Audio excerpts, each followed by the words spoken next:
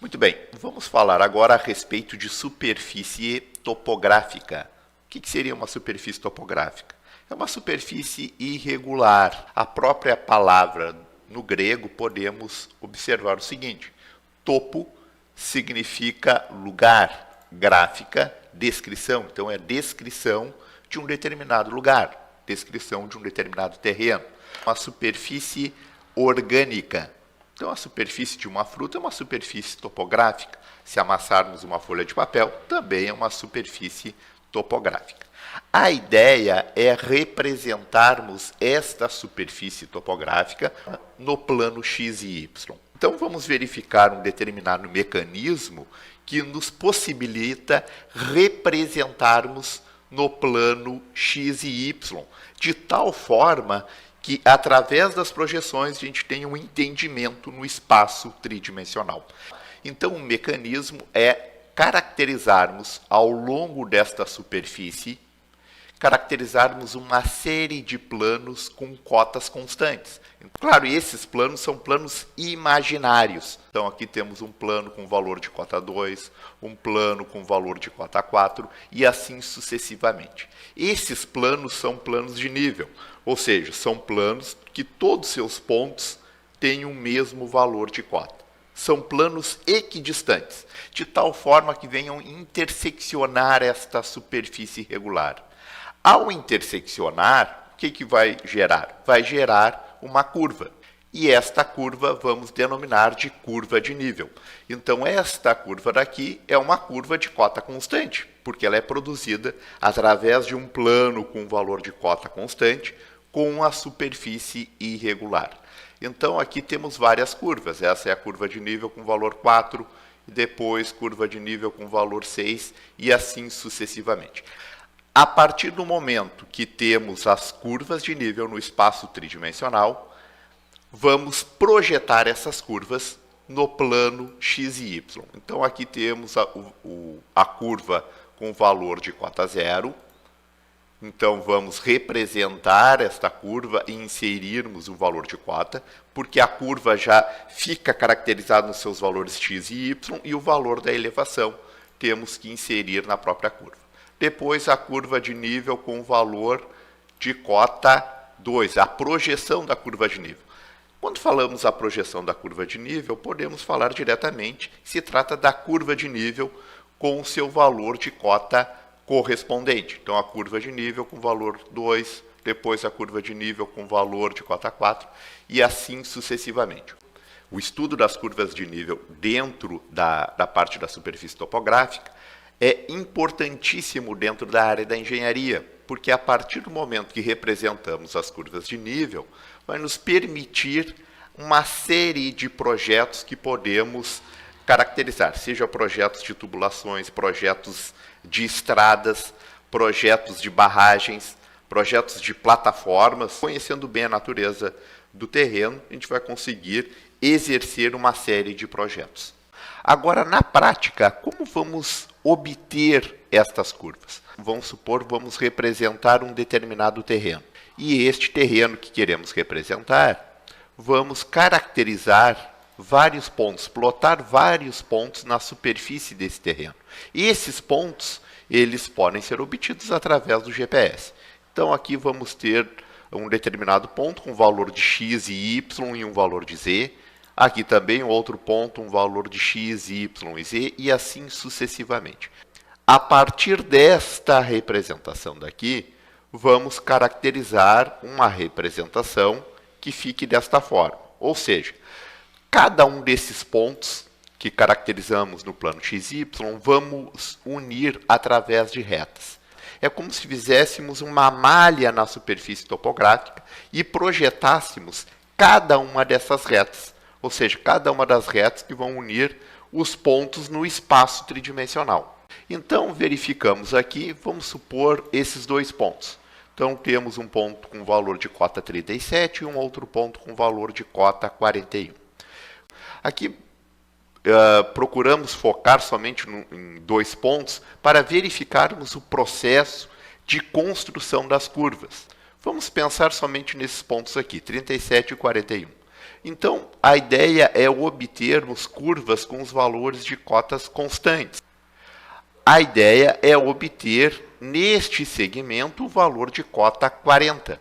Então, vamos utilizar o processo de graduação de reta através do rebatimento, que já vimos anteriormente, a fim de obter o valor 40. E assim sucessivamente vários outros pontos.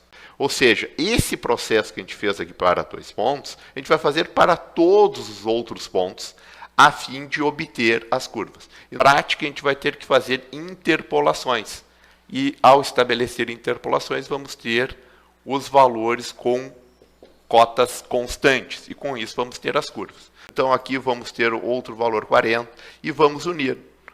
Então temos 40 aqui, o valor 40 e vamos unir. Um exemplo aqui para obter a curva 50, provavelmente aqui teríamos um ponto com valor 53 e aqui um valor 48. Traçaria uma reta, rebateria essa reta, para o plano de cota 50, encontraria um ponto com 50.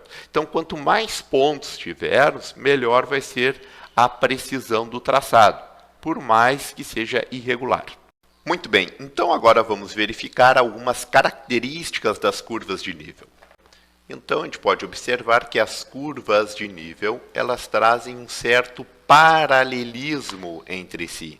Ok? Temos aqui um paralelismo similar entre o 45 e o 60 e assim sucessivamente para as demais curvas. A gente observa também que estas curvas de nível, elas têm uma certa concordância entre si. Eu não vou ter uma curva de nível que tem uma representação desta forma.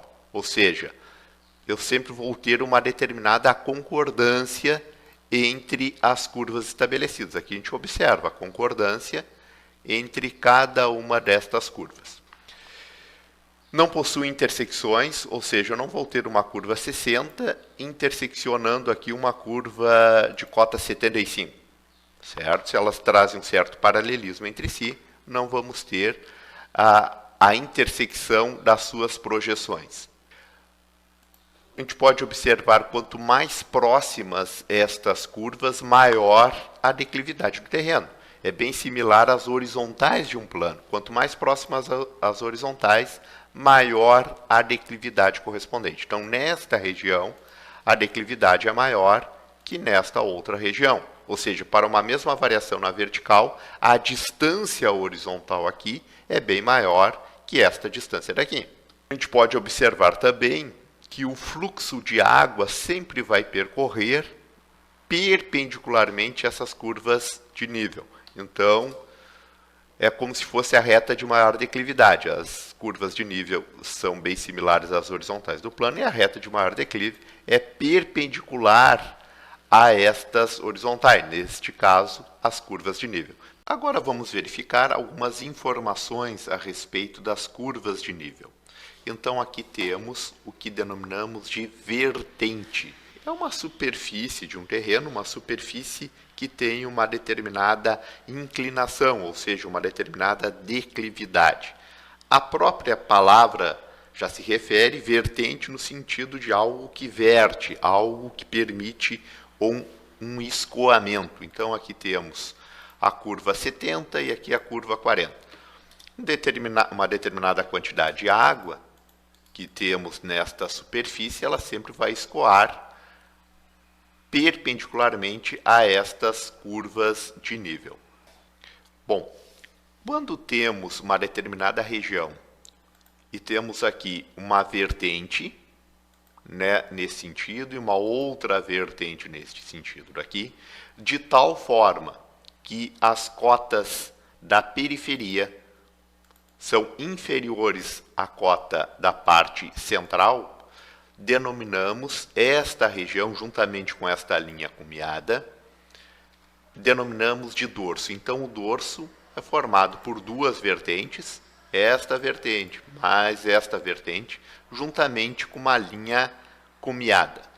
Ou seja, uma linha que permite a divisão dessas águas. Então, esta linha daqui é como se fosse uma linha de intersecção entre dois planos. Tivéssemos um plano aqui, juntamente com este outro plano. Agora vamos ver uma situação onde acontece um vale. Bem, quando temos aqui duas vertentes e temos uma linha de intersecção entre essas vertentes, denominada linha de Talveg, denominamos toda esta parte daqui de vale, quando o valor de cota da periferia for superior ao valor de cota da parte interna. Então, toda a água que vem escoar nesta vertente daqui, ela vai se direcionar para a linha interna. Toda a água que percorre aqui nesta vertente também vai se direcionar para esta linha interna, uma linha de Talveg. Esta linha de Talveg é como se fosse o rio de uma determinada região. Então, todo este conjunto de vertente, essas duas vertentes mais a linha de Talveg, é denominada de vale. Muito bem, então vamos verificar agora outras características de superfície topográfica. Então temos aqui uma linha cumeada, ou seja, uma linha que é divisora de águas, e aqui, se observarmos os valores de cota, vamos verificar que temos uma vertente para este sentido e temos uma outra vertente para este sentido daqui. Bom, quando temos uma linha cumeada, temos vertente e vertente, então toda esta parte daqui podemos denominar de dorso. Bom, esta parte ela é bem similar a esta daqui. Então temos divisor de água e temos também vertente para estes dois sentidos correspondentes. Então aqui também temos um dorso. Mas o que ocorre? Aqui vamos ter uma linha de Talveg. Então temos a linha de Talveg, com a linha de Talveg sendo os valores das curvas internas inferiores às curvas externas, então aqui temos um vale. Então simultaneamente temos dorso, dorso e temos também vale e vale, certo?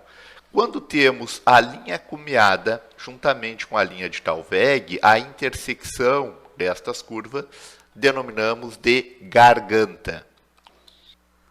Uma outra situação é quando temos as curvas externas, são curvas fechadas, e a curva externa tem um valor de cota menor que o valor de cota da parte interna.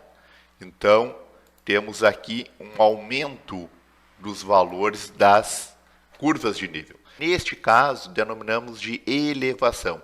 E esta região, onde tem o maior valor de cota, denominamos de platô. Quando temos curvas fechadas e esta curva externa ela é superior ao valor da curva interna, denominamos de depressão. E quando temos uma região com menor valor de cota, denominamos de fundo.